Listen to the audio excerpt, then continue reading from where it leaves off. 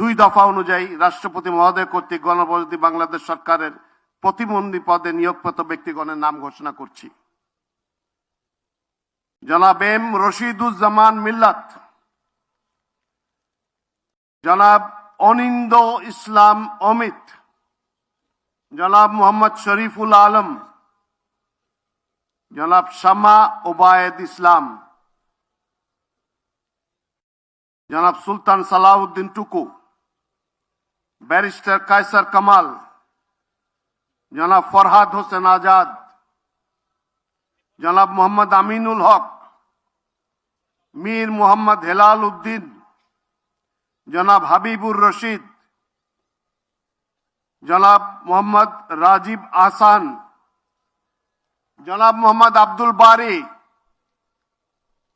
মীর শাহে আলম,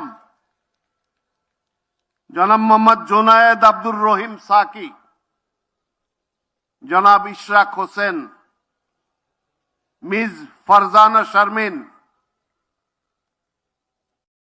শেখ ফরিদুল ইসলাম, জনাব ইয়াসের খান চৌধুরী, জনাব এম ইকবাল হোসেন, জনাব এম এ মুহিত, জনাব আহমেদ সোহেল মঞ্জুর, জনাব ববি হাজ্জাজ এবং সর্বশেষ জনাব আলী নওয়াজ মাহমুদ খৈয়াম।